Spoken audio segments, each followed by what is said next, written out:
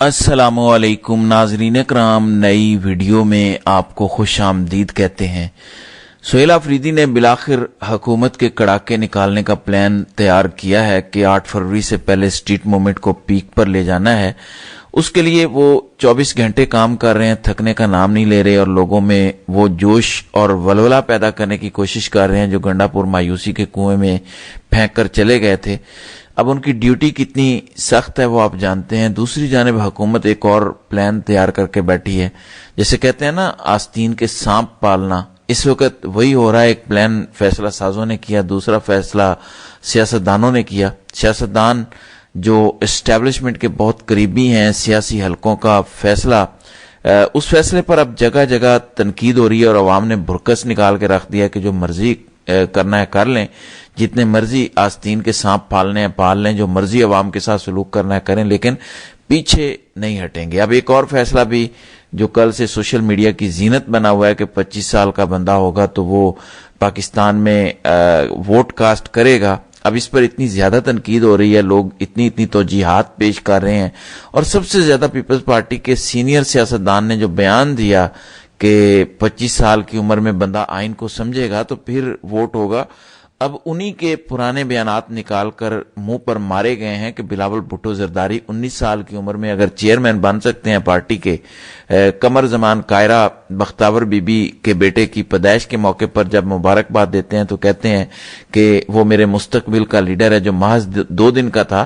تو لوگ اب آئینہ دکھا رہے ہیں کہ آپ کے ہاں اگر بادشاہت میں ایسا چلتا آ رہا ہے تو پاکستان میں جمہوریت کا کیا قصور ہے کہ بندہ 18 نہیں 25 سال کا ہوگا تو ووٹ ڈالے گا۔ 2.5 کروڑ ووٹر کا اتنا خبت سر پر سوار ہے، خوف اتنا سوار ہے کہ اب اس کے لیے پلان تیار کیے جا رہے ہیں اور یہ بول بیٹھے ہیں کہ 25 سال والا کیا ان کو ووٹ دے گا یا نہیں، یا وہ بھی عمران خان کا ووٹر ہوگا۔ اس کے علاوہ حکومت کے سر پر کوئلوں والی انگیٹھی انڈیل دی گئی ہے، اور انڈیلی بھی اس نے ہے جو تعریفیں کرتا ہے۔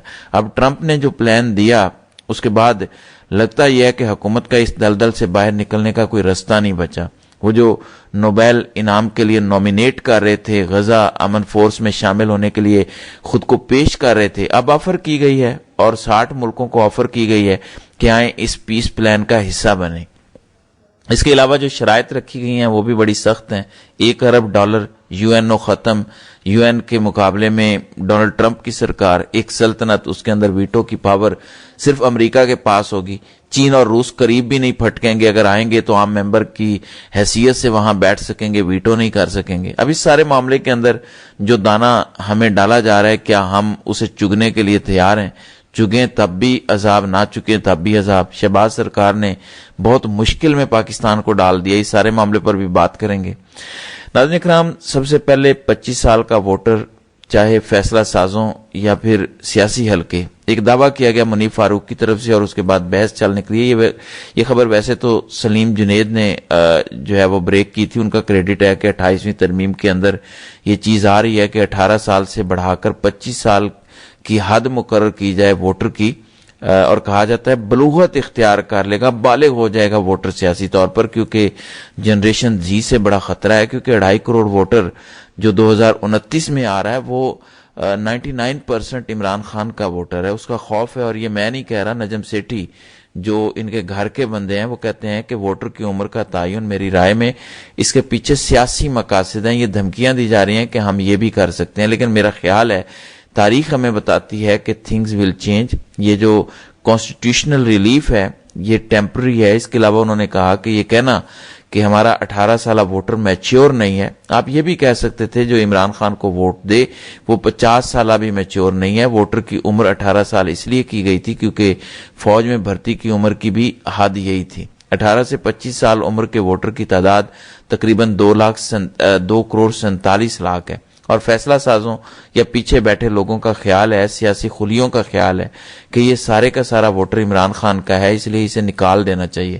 اس سوچ کو کوئی کیسے اب سمجھائے یا بدلے کہ 25 سال والا ووٹر بھی آپ کے ہاتھ سے نکل چکا ہے، 18 سال والا ووٹر بھی آپ کے ہاتھ سے نکل چکا ہے، 25 سال والا بھی نکل چکا ہے۔ اگر نہیں یقین تو 8 فروری 2025 کے جتنے سروے وہ آپ نے کیے تھے وہ اٹھا لیں اور ڈبے کے اندر جو ووٹ پڑا ہے وہ بھی اٹھا لیں, آپ کو جواب مل جائے گا. یعنی عمران خان کی پذیرائی ہر عمر کے طبقے میں موجود ہے. یہ ذرا سنیے گا. 18 سال اسی لیے کی گئی تھی بیکاز فوج کے اندر بھی ریکروٹمنٹ 18 پہ ہوتی ہے. ہاں 2002 کے بعد کی گئی نا, یہ اس سے پہلے تو 21 سال تھی.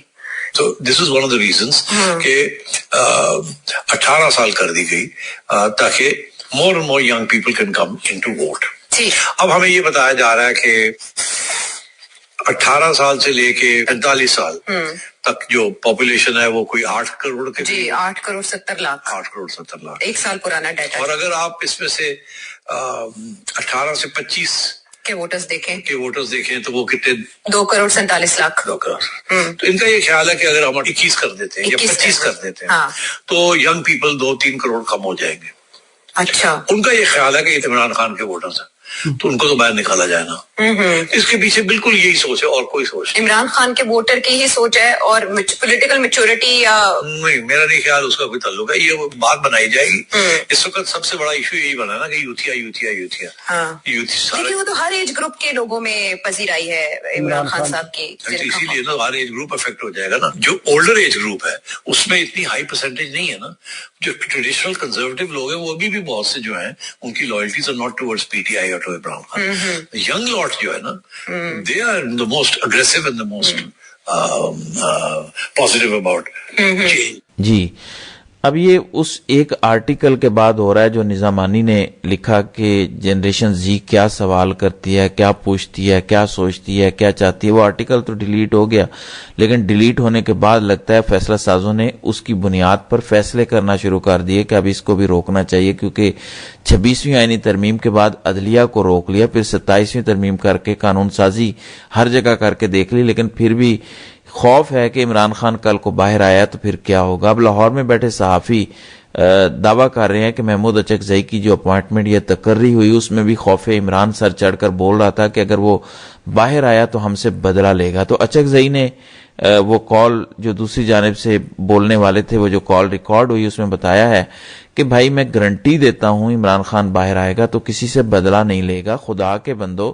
وہ شخص جس نے اس ملک میں 2/3 میجورٹی سے زیادہ سیٹیں حاصل کر کے الیکشن جیتا 8 فروری کی رات کو, جو 9 فروری کو چینج کیا گیا, اس رات کو ایک پیغام آیا تھا کہ ہم فتح مکہ ماڈل اپنانے والے ہیں, یعنی عام معافی کا. کیا کسی کو یاد نہیں ہے؟ عمران خان شاید اپنے خلاف کیا ہوا ہر ظلم معاف کر دے, لیکن جو آئین کے ساتھ کیا گیا, خواتین بچوں کے ساتھ کیا گیا, جن بچوں کی جانیں گئیں, جن کے والدین کو ذہنی اذیت سے گزارا گیا, کیا اس کا حساب نہیں لیا جائے گا؟ یہ کیسے ممکن ہے کہ ظالم کا ہاتھ نہ روکا جائے اور اس کو انصاف کے کٹہرے میں کھڑا نہ کیا جائے؟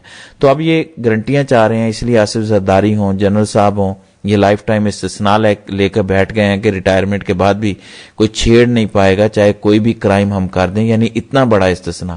اور وجہ وہی ہے کہ جیل سے وہ باہر آیا تو کیا ہوگا. ابھی تک وہ جیل میں بیٹھا ہے اور اتنا خوف ہے اگر وہ جیل سے باہر آ گیا تو پھر کیا ہوگا. ساری پلاننگ اس حساب سے کی جا رہی ہے. اس کے بعد اسی حکومت پر جس پر عمران خان کا خوف سر چڑھ کر بول رہا ہے, اس پر سب سے زیادہ تبصرے اس وقت یہ ہو رہے ہیں کہ اس کے ووٹر کو روکنے کے لیے 100 پلان بنائے جائیں, لیکن ہر حربہ ناکام ہوگا کیونکہ اس حکومت کے پلے ہے ہی کچھ نہیں. نہ پولیٹیکل بیانیاں نہ کچھ ڈیلیور کر پائے ہیں, نہ معیشت بہتر کر پائے ہیں.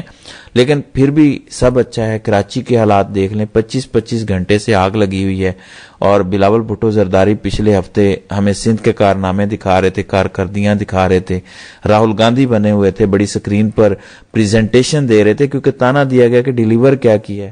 پھر سندھ سے بھی ایک پیغام آیا کہ ہمیں دھمکیاں مل رہی ہیں چھوٹے صوبوں کے حوالے سے. وہ آپ کو یاد ہوگا. اب کراچی کوئی چھوٹا سا سندھ کا شہر نہیں ہے, پاکستان کا سب سے بڑا شہر ہے. وہاں کیا حالات ہیں جہاں پر پیپلز پارٹی کی حکومت ہے. ایک پلازے میں آگ لگی ہوئی ہے, بجھانے کے لیے پانی نہیں ہے, گاڑیوں میں ڈیزل نہیں ہے, لوگ دھوئیں کی گھٹن سے مر چکے ہیں. جو ڈیٹا ابھی تک سامنے آیا اس کے مطابق 10 افراد کی موت ہو چکی ہے, لیکن خود وزیر اعلیٰ 22 گھنٹے بعد نمودار ہوتا ہے, جو سندھ میں موجود تھا, جس کو 22 گھنٹے پہلے کل رات اطلاع دی گئی کہ کراچی میں اتنا بڑا سانحہ ہو رہا ہے. اور کراچی کے ساتھ یہ سانحہ پہلی دفعہ نہیں ہو رہا. آگ میں جھلسنا ان کی تقدیر میں لکھا ہے. جب چاہے جیسے چاہے حادثات ہو جاتے ہیں. اور سٹی میئر جن کا کام تانے دینا ہے, وہ 23 گھنٹے بعد نمودار ہوتا ہے, اور وہاں پر بلاول کی کارکردگی چیخ چیخ کر بتا رہی ہے کہ تم لوگوں نے سندھ اور کراچی کا بیڑا غرق کر کے رکھ دیا, کیونکہ اب کراچی میں لوگوں کو بھی پتا ہے کہ نہ پیپلز پارٹی ان کی تقدیر بدل سکتی ہے, نہ شہر بہتر کر سکتی ہے, نہ ایم کیو ایم اور نہ ہی کوئی اور, صرف ایک شخص ہے عمران خان. اس لیے تو سہیل آفریدی جب کراچی گئے تو اس کے مناظر نے نیندیں اڑا کر رکھ دی پیپلز پارٹی اور ایم کیو ایم کی.